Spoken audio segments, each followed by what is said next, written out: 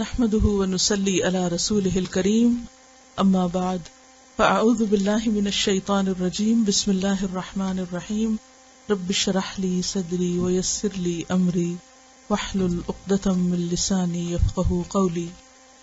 تو ہم پڑھ رہے تھے بچوں پہ شفقت کا بیان.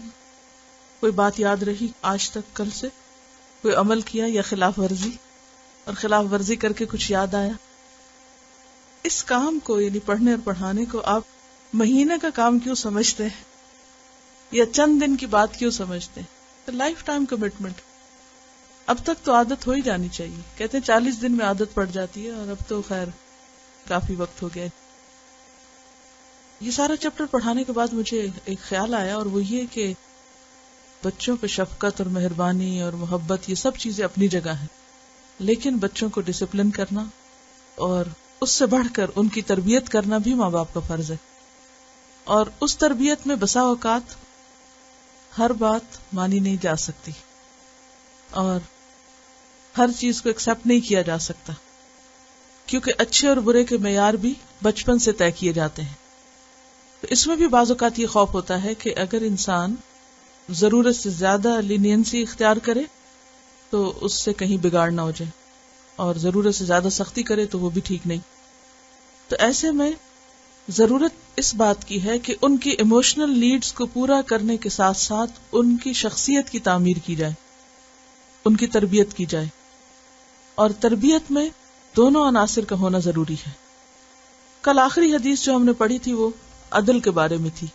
تو شخصیت کی جو ایک بہترین طریقے سے تعمیر ہو سکتی ہے وہ عدل کے ذریعے ہے، کہ اولاد کو برابر کا درجہ دے کر ان کے ساتھ برابری کا معاملہ کرنا. اور اس سلسلے میں ایک اور حدیث بھی ہمیں ملتی ہے. یہ تو تحفے کے بارے میں ہے. ایک اور جگہ پر آتا ہے کہ آپ صلی اللہ علیہ وسلم کے پاس ایک شخص بیٹھا ہوا تھا، تو جب اس کا بیٹا آیا تو اس نے اس کو اپنی ران پہ بٹھا لیا، یعنی گود میں بٹھا لیا. تھوڑی دیر میں اس کی بیٹی آ گئی تو اس نے اس کو اپنے سامنے بٹھا لیا. آپ یہ دیکھ رہے تھے تو آپ نے فرمایا کہ تم اپنی اولاد میں برابری کیوں نہیں کرتے؟ یعنی بیٹے کو تو تم نے گود میں لیا اور بیٹی کو دور بٹھایا.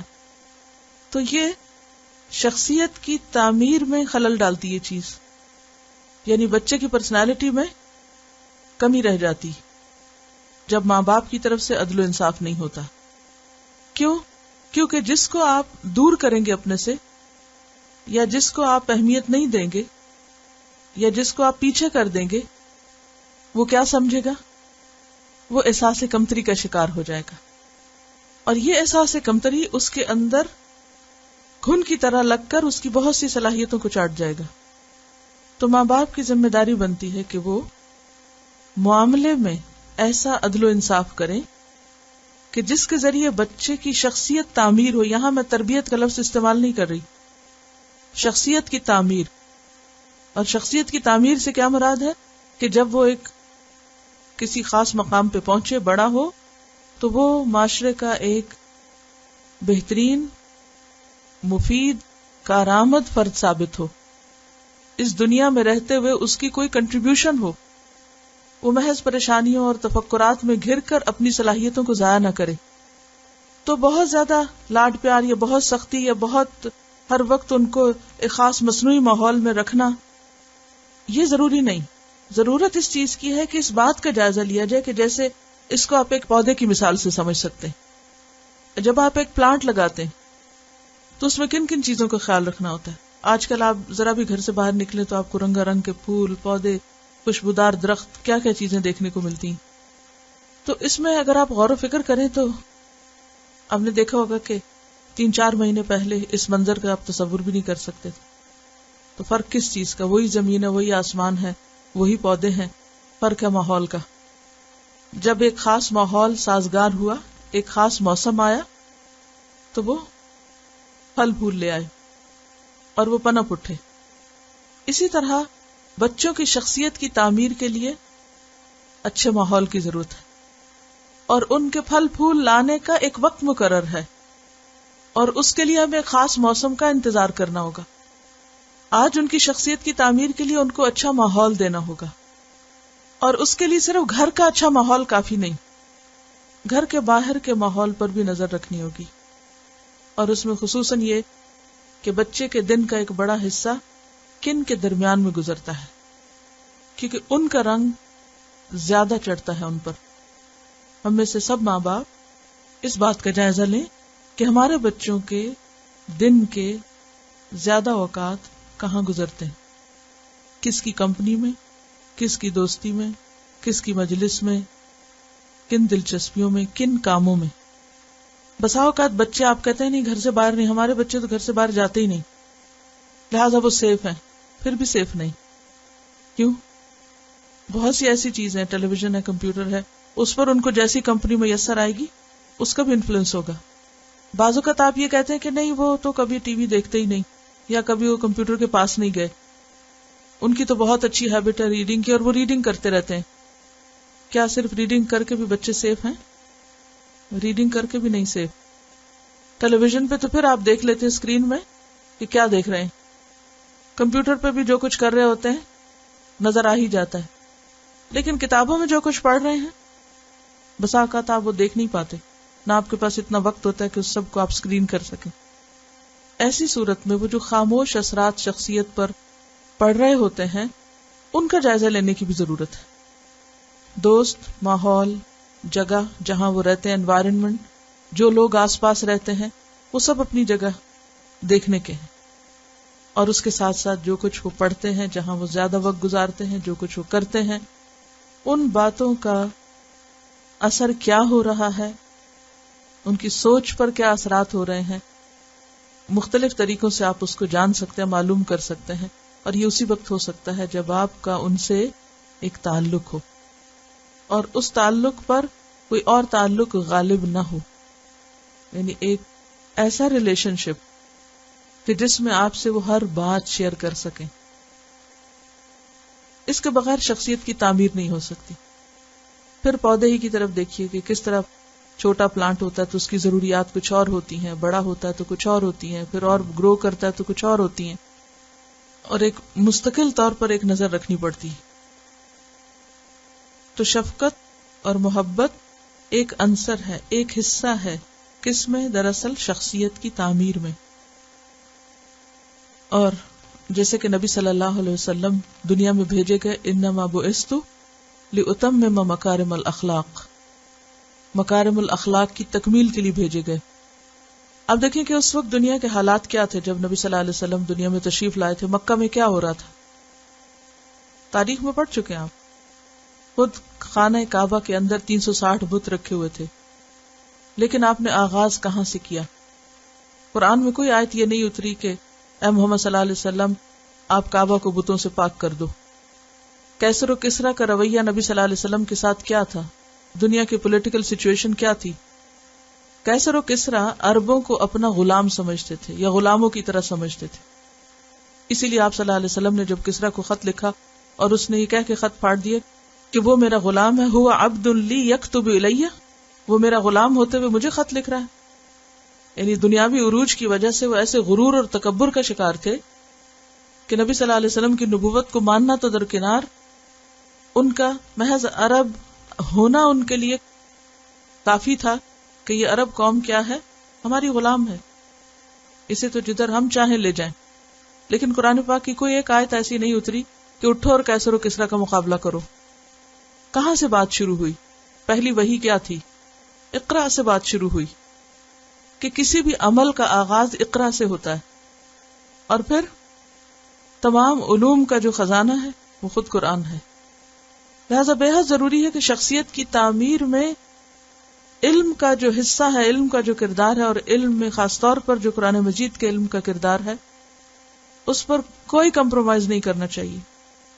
آپ کچھ بھی پڑھائیں بچوں کو، کچھ بھی سکھائیں، کہیں بھی بھیجیں، لیکن علوم کا خزانہ اور جو اصل سرچشمہ ہے علم کا، صاف پانی کا، اس کے بغیر ان کی صفائی نہیں ہو سکتی. باہر کے جتنے بھی اثرات ہیں، چاہے وہ کتابوں سے آ رہے ہیں، چاہے وہ ٹیلی ویژن سے آ رہے ہیں، چاہے وہ کسی بھی چیز سے آ رہے ہیں، ان سب کی دھلائی کے لیے صاف پانی چاہیے، اور وہ صاف پانی قرآن ہے، نبی صلی اللہ علیہ وسلم کی سیرت ہے. تو بے حد ضروری ہے کہ خواہ عمل کی شکل میں، خواہ تعلیم کے ذریعے، خواہ کسی بھی ذریعے قرآن سے ان کا ایک مضبوط تعلق پیدا کریں. اور پھر ہمیشہ یہ بات یاد رکھنی چاہیے کہ درستی اصل میں اللہ ہی کی طرف سے ہوتی ہے، انسان صرف کوشش کرتا ہے. عربی کا ایک محاورہ ہے کہ الصلاح من اللہ والادب من الآباء. صلاح کا معنی درستی، یعنی حالت درست کرنے والا، اصلاح کرنے والا دراصل اللہ ہے. والادب من الآباء، اور ادب ماں باپ سکھاتے ہیں، اور ادب کے معنی تو آپ پڑھ چکے ہیں. تو شخصیت کی تعمیر اس طرح کہ صبغت اللہ نظر آئے، یہ آپ کا گول ہونا چاہیے کہ آپ کے بچے کیا نظر آئے؟ صبغت اللہ. ومن احسن من اللہ صبغۃ، وہ کچھ بھی ہو، دنیاوی اعتبار سے کسی بھی مقام پر ہو، لیکن وہ کیا ہو؟ صبغت اللہ ہو. In grade 11, we read a book called A Tree Grows in Brooklyn, and this book was a true story of the author. She wrote about how her mother raised her, and the way that her mother raised her was the way her grandmother raised her mother. And the thing was, from the day she was born, her mother used to read her a page from the Bible and a page from one of Shakespeare's play. And she would do that for the time she was able to read. And after she was able to read, she would read to her mother every night before going to bed a page from the Bible and a page from one of Shakespeare's play.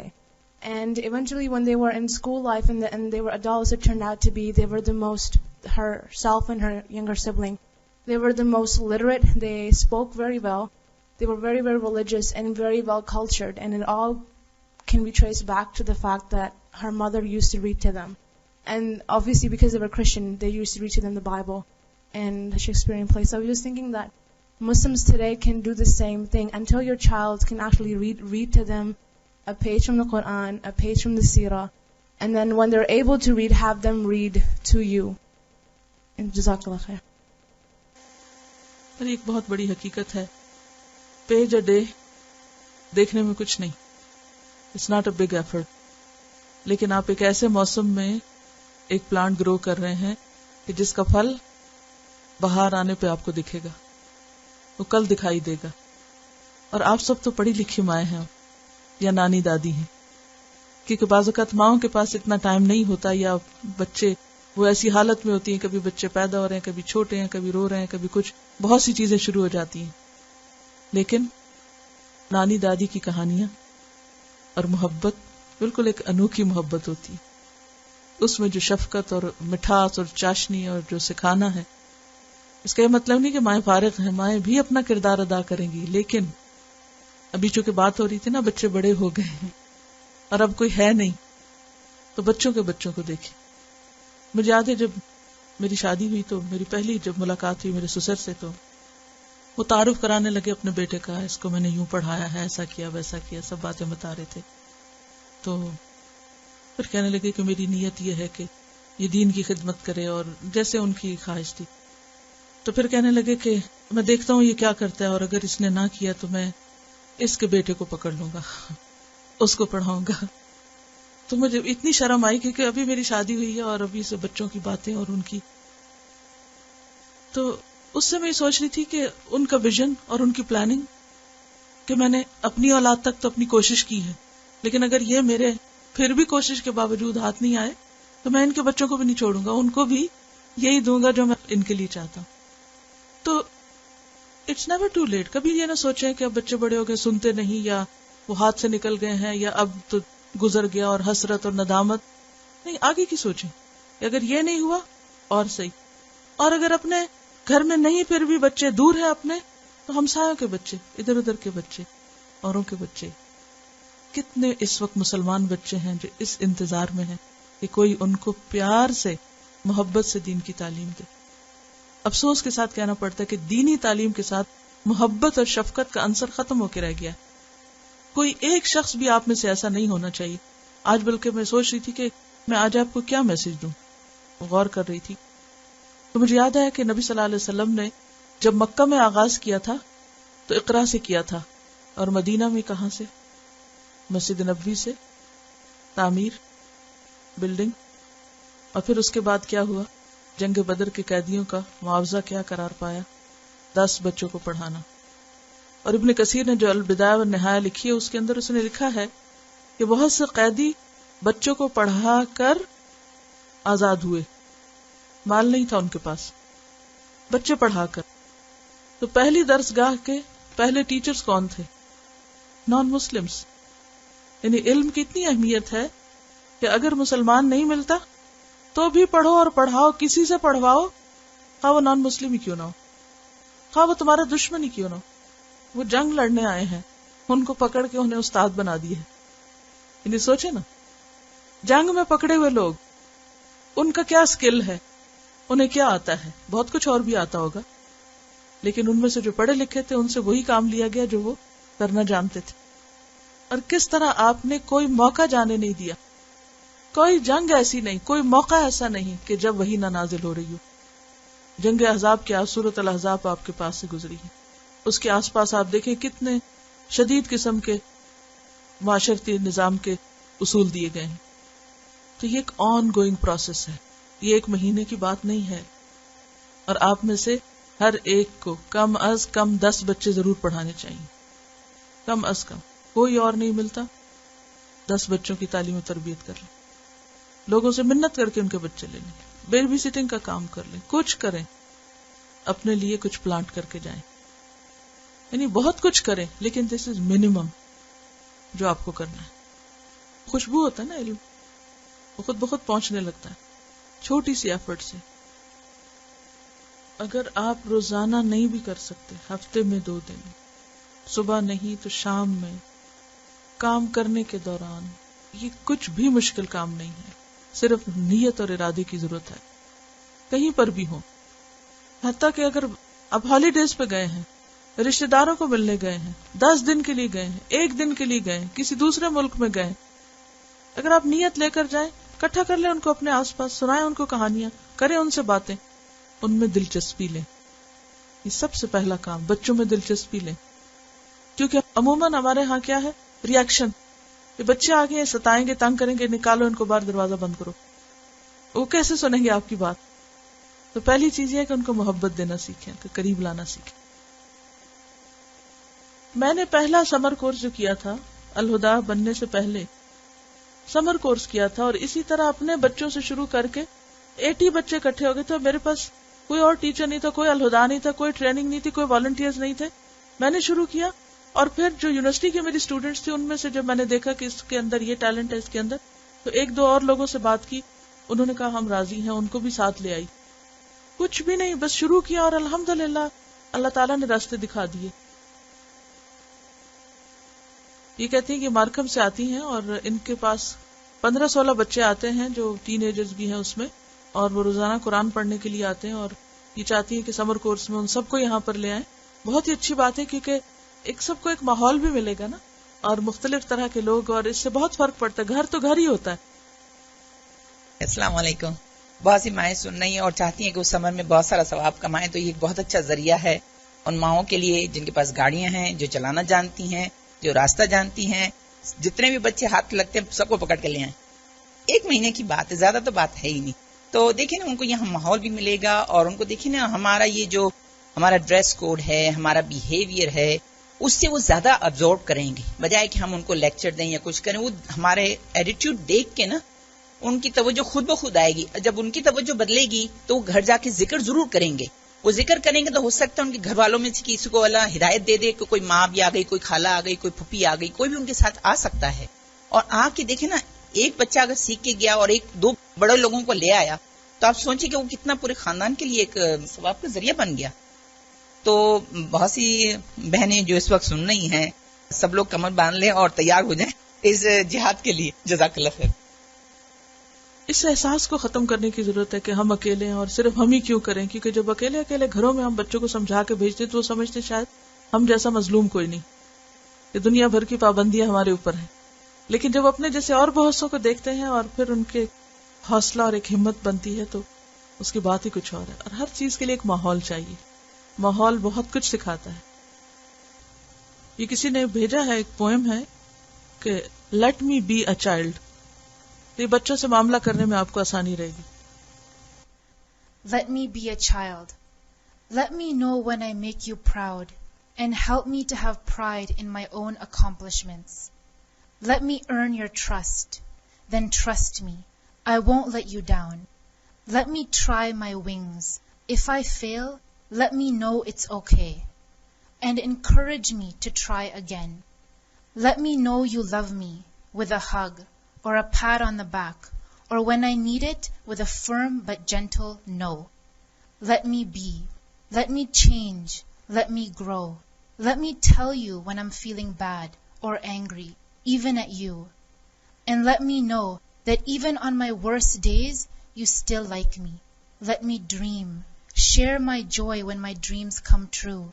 Share my tears when they don't. Let me feel secure in my home. Help me realize that love is always there, that I can depend on you no matter what. Let me run. Let me laugh. Let me play. And most of all, let me be a child. Anonymous. क्या सीखा? बच्चों को बच्चा ही रहने दें. है तो माँ बाप के लिए, लेकिन जो उस्ताद होते हैं वो भी रूहानी माँ बाप ही होते हैं. उनको भी बच्चों से मामला करते वक्त इन सब बातों का ख्याल रखना चाहिए. ये किसी ने अपना एक्सपीरियंस शेयर किया हुआ. ये कुरान टीचर हैं. Dear Ustaza, I want to share an experience about giving love to children that I have had. I teach a class of about 30 children in the evening for Quran. I did not know the Prophet ﷺ used to touch children out of love on their faces. I was doing this out of love for the Quran and for Allah subhanahu wa ta'ala, and had not known it was sunnah. I know I realized after I treated my students this way that now they enjoy reading Quran and completely recite it in the class. Although they gather around me whenever they see me on parties, what I personally think is loving them and forgiving them is for the sake of Allah subhanahu wa ta'ala, Prophet sallallahu alaihi wasallam, and for the Quran, has made my students enjoy reading Quran and has made them closer to faith and to Allah subhanahu wa ta'ala. It is my advice to all sisters, whenever they teach Quran, they should always remember this sunnah, to love the children, make them enjoy reading and fill their heart with love. पीछे हमने बड़ों के बारे में, बुजुर्गों के अदब के बारे में पढ़ा. तो ये एक बहुत ही हार्ट टचिंग स्टोरी थी, तो मैं चाह रही थी कि इसको आपके साथ शेयर कर लिया जाए. Dealing with elderly. Some lessons I learned from my dadi. Some memories. My grandmother was blind for the last 22 years of her life. After she lost both her eyes to an optic nerve disease which was incurable, I only remember her as blind ever since my childhood. She lived with us, i.e. my parents, and we tried to take care of her as much as possible. There were so many trivial acts throughout the day that we breezed through. She needed help with, although she was a very self-dependent and khuddar woman. She had learned to move around her room even without a stick and go to the washroom herself. But it was a regular duty for me and my siblings to give her lunch, chai, dinner in her room. She would step down her bed on a small stool, keep the food down on the floor and eat. I would pass her glass of water in her hand, which she would keep on one side, and then showering with du'as okayed me to leave. If we forgot, she would try finding the glass herself, moving her hand around the familiar table on its set spot, but sometimes it toppled over and spilled. This, of course, would disappoint her in herself, and she felt low for a few seconds, until I ran back to her to clean up and pour her more water.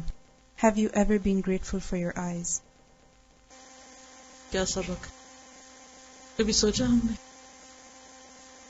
कितनी छोटी छोटी चीजों में इंसान दूसरे का मोहताज हो जाता है, और ऐसे में जो साथ रहने वाला है वो किस किस तरीके से खिदमत कर रहा होता है, उसकी भी सैक्रिफाइस कुछ कम नहीं. छोटी छोटी जरूरियात का ख्याल रखना और सब्र के साथ, क्योंकि उसको तो ये भी नहीं पता कि पानी का ग्लास कहाँ है और वो कैसे उठाना है और कैसे पीना है. In her very old age, I was with her while my mother had to leave for unavoidable travels. Now she needed help with taking a bath, picking her clothing, putting oil in her hair, and while I helped her with those, she showered me with many, many du'as. They give us more than we give them, the valuable du'as. यानी अगर आप कुछ करते हैं उनके लिए, उससे ज्यादा उनसे आप पाते हैं. वो दिल से निकली हुई दुआएं जो कोई और नहीं देता.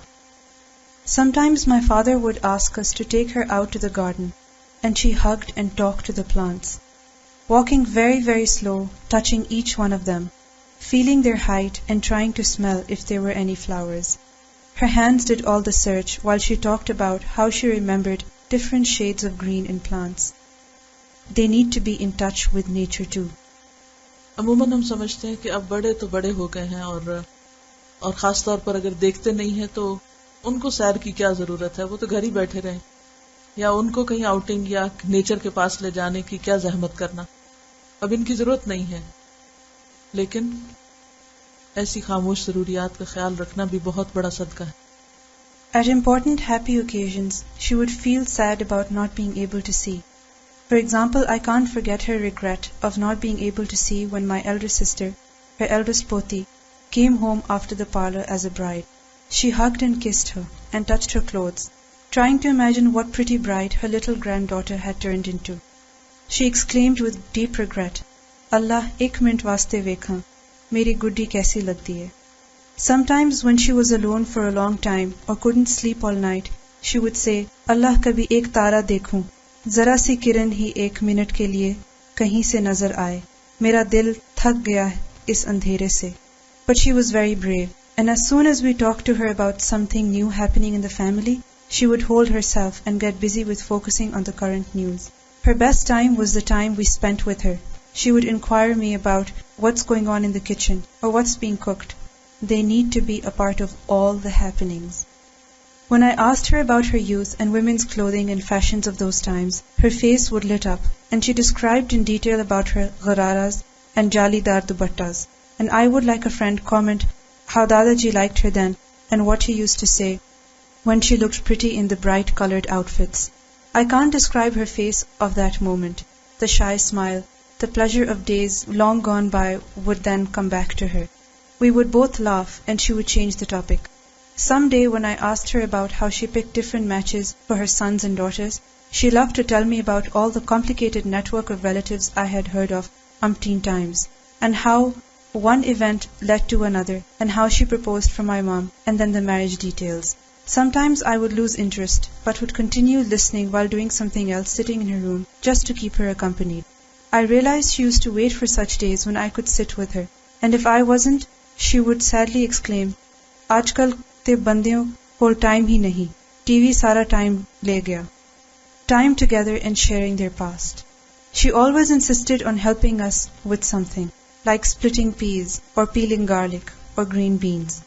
These were tedious tasks for us, but would occupy her for a long time, and she felt great doing them, because then she felt she had more right over the food after her contribution to it. That was her thought. All elderly people love to feel useful. She was my first Quran teacher. May Allah bless her soul in peace. Often she asked us to read Quran loudly in her room, and she almost always used to pick some mistake that we were making while looking at the Quran, and she knew somehow that the word was read wrong, even though she wasn't a hafiza, but had amazing memory of the Quran. She just knew where we made a mistake. Everyone's good at something. She was the one to scold us for being up till late, saying, "Fajr nahi padni tum logon ko, Allah nahi yaad." I think we were lucky that there was this extra reminder which at that time we didn't welcome. I remember once I had to teach her a few English phrases.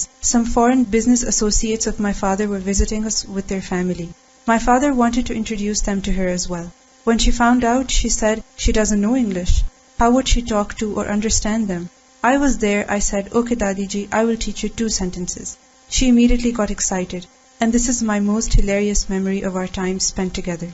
I told her they would come and ask her, "How are you?" and she only had to say, "Quite well, thank you." And then she should ask them the same, "How are you?" We went over these sentences over and over again. Every time I corrected her, she would forget and distort the words with her Punjabi accent, and then laugh out loud, banging her hand on her head. But we were both committed, and she spoke pretty well when they came. From that day on, she would say, "Tu meri teacher, main teri teacher," and we both shared a hearty laugh. Elderly people can learn too, and learning gives them a different kind of fun feeling.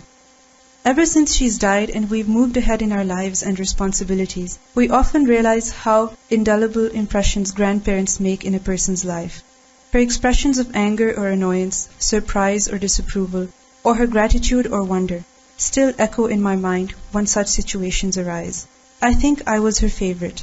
Some days when something in life makes me happy unexpectedly, I feel it must have been a gift from Allah because of her du'as. Alhamdulillah. کچھ سیکھا؟ بہت کچھ. میں ان کی پوتی کا سوچ رہی تھی کہ جس نے بچپن سے ہی گھر میں ایسے شخص کو پایا اور ان کے ساتھ صبر کے ساتھ ان کی خدمت کی. کبھی ایسا بھی ہوتا ہے کہ اپنے ماں باپ کی بھی خدمت کرنی پڑے، اتنی مشکل لگتی ہے. ہم کہتے ہیں کہ I don't have my freedom, I can't do what I want to do when I want to do, this is such a burden. اور ہم لوگ ہمیشہ مشکل سے کرتے ہیں. مگر جس بچی نے ساری عمر، کیونکہ 22 سال اگر دیکھا ہے اپنی دادی کو اس طرح سے اور سارے وقت خدمت کی ہے، اور یہ کہہ سکتی ہیں کہ وہ I think I was her favorite. It's a great accomplishment. اصل بات یہ ہے کہ انہ من یتقی ویصبر فإن اللہ لا یضیع اجر المحسنین. سبحانک اللہم وبحمدک نشہد ان لا الہ الا انت نستغفرک ونتوب الیک. السلام علیکم ورحمۃ اللہ.